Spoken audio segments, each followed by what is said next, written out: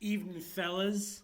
I'm not going to go ahead and do the exact same talk. Well, yes, I am. I'm going to go through the slide deck, but I'm going to go through it quickly because a lot of it was like, for the audience of people who didn't really know as much computer as you people know. But this is going to be the slide deck. I'll go through some of it quickly. Some of it I'll step through. Then when we get to the code parts, for you, we'll do more time with it. So this is a recording for the internal Casper R&D team recording of the Towards Formally Verified Finance with Linear Temporal Logic that we did at the Actus workshop on January 17th in Zurich. So I'm thinking about reactive systems, thinking about like traffic lights, right? Traffic lights where they get like a stream of input, camera data, and they have to like sequence up the what lights turn what color when and everything, all those actions. And they get sequenced up with respect to the like input, to the input like whatchamacallit, stream of camera information. And finance is like that, right? Finance is like a reactive system.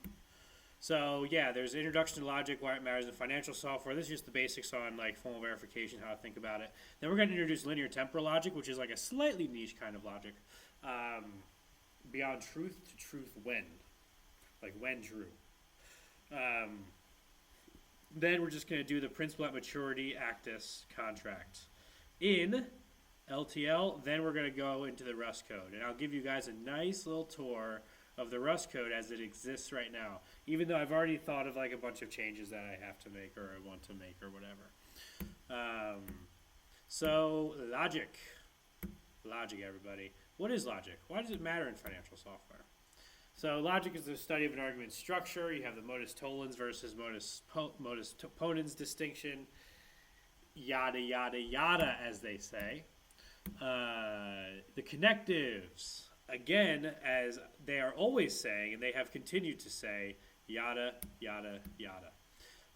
Quantifiers, for all x, p of x, for exist x, p of x. Now, I haven't said yada, yada, yada, but many other people have, so we're just going to defer to them on this one. So why logic matters in software and finance? Well, beyond quality assurance, right? It's testing on steroids, a quantified proof rather than piecemeal instances. Formal verification, you can quantify for all over a program's inputs, execution traces of non-deterministic programs, over all programs of language, similar things like this. You prove correctness with respect to a specification. And I think today I did a good job of like taking a quick moment to say like, what you can express in your specification language really defines like how much assurance you get in a way. I mean, the other thing that defines it is like the gap between your specification and your world and your reality, right? And that's going to hurt you too. And also, how easy is it to implement correct software even when you have the specifications? I guess that's in there too. But there is a really big point with like the specification expressivity. What kinds of things can you express? And I think in the ltl-actus case, we're going to look at like the ability to do very like coarse. Wait, what's the word I'm looking for? Coarse? Yeah, very very coarse. Specification that doesn't really tell you that much, but then the ability to like dig further in and get like actually core specifications. Fine specifications, not core specifications. So linear temporal logic. Linear temporal logic is a nice special kind of logic that is aware of time steps. So logic that's aware of time step, we call it linear temporal logic. Now don't think of any kind of linearity that you might think of from math or from logic or whatever. Like the linear here, all it means is that it goes forward. It means that like timestamps in the past don't matter. So you can be always true in linear temporal logic as long as you're always true in the future. You can be not true in the past, but we don't care about the past. We're not looking at the past. And that's what the word linear stands for in linear temporal logic. So what's a modal operator? A modal operator is just a function from prop to prop, right? And the two modal operators, the two principal modal operators in linear temporal logic are going to be always and eventually, box and diamond. So box and diamond are both functions from prop to prop. If P is a prop, then box P is a prop. And box P means that P is true regardless of time step. And then eventually P, diamond P, eventually P means P is if P is a prop, means that P will come true at some time step, but possibly not yet. In addition to these, we also have binary modal operators, which this is one of the few modal logics that has those. LTL frequently uses until, which means if I have P until Q, that means P is true and Q is false, and then once P becomes true, once Q becomes true, rather, P has to become false. So that's pretty cool, ski. And there's a whole array of operators you can define. You can also pipe these bad boys together. You can have always, eventually. You can have eventually, always. I don't actually really know what eventually, always means. But always, eventually, eventually, always just means that once it turns on, it doesn't turn off. Always, eventually means once it turns on, it might turn off, but don't worry, it'll turn back on. That would be, always, eventually meaning box composed with diamond, right? So, what do you think is going to happen? I think we're going to make a specification language for a traffic light, right? What we're going to say is, we already have made the language, and here we're just expressing the specs, right? These are the things we would like our traffic light to satisfy. We would like it to always be true that the north-south green implies the east-west off, not green, right? It should always imply that at every time step. This should lead to that, right? A traffic light should never be green in all directions. Another thing is that a traffic light should eventually turn green in all directions. So this spec right here, down here, this spec, because it means always eventually for every different direction, you'll always eventually turn green no matter where you're stuck at, which means if you implement your software correctly with respect to this spec, then you know for a fact that nobody is going to be stuck behind the infinite red light, which is a nice property to have if you're implementing a traffic light system. All right. Algorithmic, contract types, unified, standard, engage. We're just going to look at the principal at maturity. And the principal at maturity is where you pay interest periodically, but principal only at the end of the term. So, what do we look at here? Pay interest periodically, but principal only at the end of the term. So, what we can do is we can actually describe PAM as LTL specs. So, the terms are static throughout the lifetime of the contract. Bingo, bango. See, we have always terms, right? And, eventually the total repayment is equal to the principal plus interest, right? So here's the plus interest. This is the number of months. Here's the principal, yada, yada, yada. And total repayment should really be times months there. I bet there should be a power in there. I probably got some of the math. Oh, Billy said the math was fine, but yeah. So you're eventually the state, keeper tracker will the state store will eventually show that the total amount that's been repaid is all of the principal and all of the interest owed. And this will eventually be shown. And we connect these temporal propositions together with AND, okay? And that's it. That is just a PAM and LTL. So the spec that defines what a correct execution trace of LTL of PAM looks like is equivalent to the actual description of PAM, which is a nice property, is it not? That's basically what we were going to say on the slide deck, wasn't it? ltl-actus, the demo. Linear temporal logic is the financial execution environment. That's a little oversaid. So here's the code base, Ski. I got a couple crates you want to look at. You want to look at the LTL crate, and you want to look at the Actus crate. So in the LTL crate, what we do here is we import prop and temporal prop, and I'll look at those in a second. But yeah, I'm going to look at those now, actually. So prop is just a simple propositional calculus, right? You can define equal, but what I'm doing is each variable is identified by a term set. But a term set, this gets a little bit more complicated because it ends up being an enum. This is a deep dive for the coders, by the way. So if you're not a coder and you're watching this for some reason, you can don't worry about it too much. So, yeah, I actually should change this variable name once I change the design decision. This was a fast, rapid prototype. Cut me some slack ski. Um, eqtt is basically going to be that two items are equal. Var-t is just going to be carrying around an item as a variable. So p is going to be like, a whole set of like principal, interest rate, months, num months, right?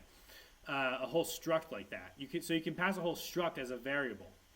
Then it has a not, it has an or.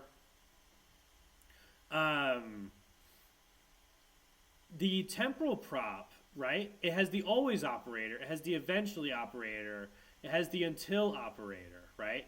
I also gave it an and at the level of temporal prop because that just made a bunch of things more convenient. You could argue that and only belongs at the lower level, but I'm not really inclined to care that much.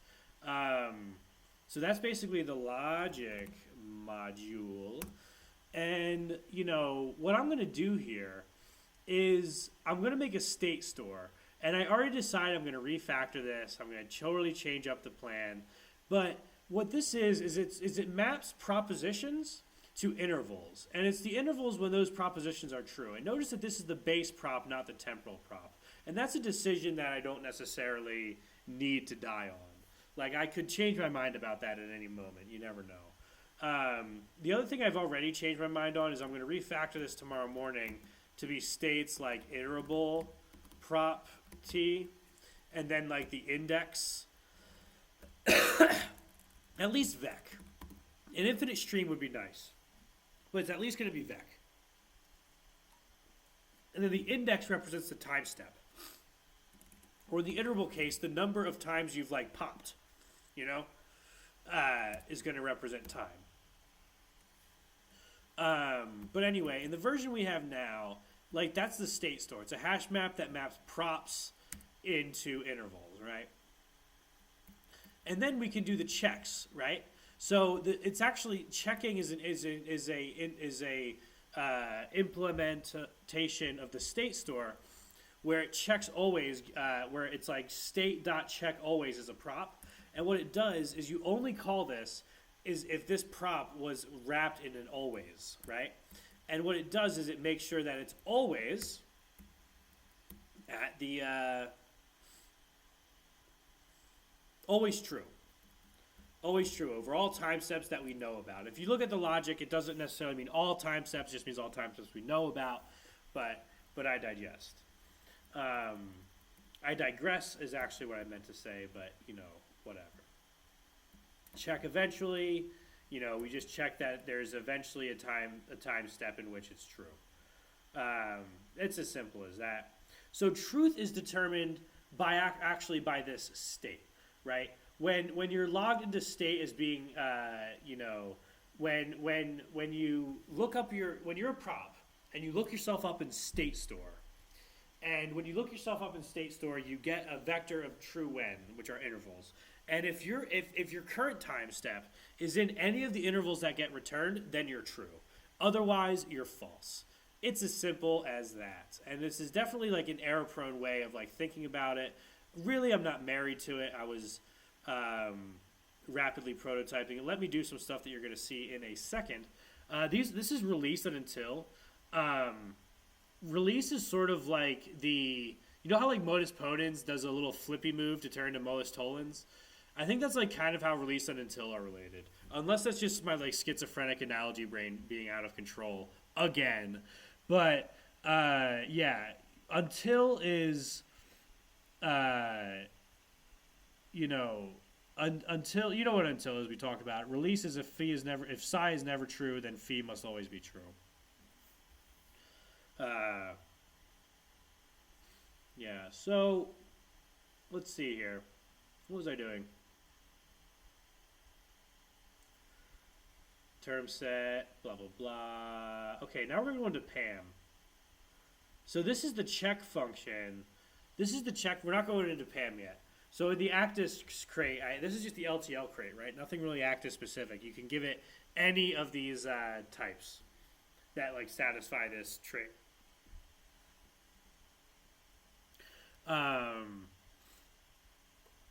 So check, what it does is it returns a bool with respect to state and with respect to current time. Okay? So check will evaluate to true if, like, you know, everything is true at the current time step with respect to the state we've been given about when things are true, right? So, you know, when you look at when you pattern match into the always, you do state.check always. You pattern match into eventually, you do state.check eventually. It's pretty straightforward. And I have these debug logs because that's what it's really all about at the end of the day, is we're showing the trace. And these are helper functions. You don't care. So let me go into pam.rs. So this is where it gets interesting. So here I'm making PAM terms, right? Principal, interest rate, months. And here I make events: maturity, interest repayment, interest payment, principal repayment, interest payment. This could all be done more well done. I actually don't even use events at all in this version right now. This is PAM state, and this is important because this is going to actually mutate. So what I want is I want to implement. Well, hold on. So ultimately, the enum, which is going to satisfy the term set trait with all the deriveds, right? Remember the term set trait from the other file that was defining, like, this is the term set trait, right? And basically all of my logic, for instance, logic is a prop t where t is of type term set, right? So term set is totally happening, but it's happening for this PAM item where it's an enum, in fact. It's an enum for terms, event, or state. You know what I'm saying. So what I wanted out of this implementation, I could have been a little bit more careful, sorry about that, is I wanted it to be that terms would be immutable and the other two would be mutable. Something like this. Yeah, so I guess that doesn't really make sense, does it? And then PAM prop is a temporal prop at PAM, right? And what is a contract? A contract is what we saw on the slide, right? Boom. This contract right here is in code. Ta-da! Right here. Right here, baby. You can read it. It says term set is always a term set. It says total repayment final will eventually be the total repayment.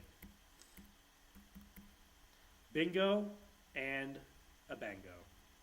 So let's look at our tests. So I'm going into term, and allow me to just do like rust log equals debug cargo test. And for the sake of my log file, this is not very well done, but I was just kind of messing around with log files. And to get my log file formatted the way I want it, I'm just passing test threads equal 1. All right. All right, so all the tests are okay, and I want you to notice that I have a positive test and a negative test. So I do contract equals contract at principal, interest rate, months. I do executed equals contract dot check, and I assert executed, right? And then on my negative test, I do assert not executed. Other than that, they're very similar, and then the key differences are to make them true. In the negative case, not false, I just pass in different time intervals in the state as we now know it. So this is what the trace is going to look like. Basically, and I'm not going to walk into how I built the time intervals because I'm getting tired of talking. To make these tests go this way. But what's basically going to happen is it's going to go in, it's going to see the contract, right? What is the contract? It's the and of two temporal props. It's the and of an always with an eventually. And it's going to execute the and it's going to find that it needs to do this. And then it's going to go to two branches. This is one branch, and this is another branch. And, in the left branch, it executes the temporal prop box, right? And then it does the always check at this thing. And what does it give you? Voila, it gives you true. right? This is, now remind you, this is the negative test, right? So when we look at the second branch, the eventually branch, well, the eventually branch is going to evaluate this this like prop, which is effectively just state, right? Eventually, the state will be like this from my PAM enum, and eventually it will turn out to be total repayment is 1100. But guess what? I gave it the wrong timestamps in the state. So because it's the temporal logic, it can be false. However, different time steps with the PAM positive, I gave it the correct timestamps, and look at this bad boy. The whole thing comes out to be true because the and is true, the left is true, and the right is true. So the whole thing is going to be trutheroonie. So yeah, that's all I was going to say about that. This is ltl-actus as the current state as it is on this beautiful January 17th of 2024. I want to push it a little bit forward, but I got to pivot to blog posts. I do want to refactor it to get state out of intervals and into discrete time for now. And also, by the way, you know, this is a toy actus, as you noticed. It's a kind of trivial sub-toy actus thing, which, you know, I think Avi's Actus RS will not be that hard to incorporate into this. Or rather, it will not be that hard to incorporate this LTL code into Avi's Actus RS, which is like the full actus, insofar as the full actus is a fully meaningful sentiment right now. But it is a toy actus. I don't think that's a big bottleneck because I don't think that's the hard part. I think the hard part is just settling down on the representation of time. That's why I'm experimenting with different things. And then getting the way of specifying state to populate test fixtures, to know when things are whatever. Villy had some ideas about this. Villy said I should just derive them from what the contracts like ought to be. Like you can derive them from the contract's normative behavior. You should be able to derive timestamps. I did that a little bit, actually. I did that a little bit here. I just, plus duration weeks. If you assume that like a month is 4 weeks, because there is no duration months, and if you assume that a month is 28 days, which whatever, it's a toy, whatever, like, oh yeah, obviously making it with like proper date handling would be like a pain too. But you know, anyway, that's all I was going to say. I just wanted to let you guys know how the talk went today. It was basically this, but we spent more time in the code for you guys than I did for those guys. Also, let me know if I skipped over the logic thing too quickly and you want to talk about logic. Because we can definitely like talk about logic together.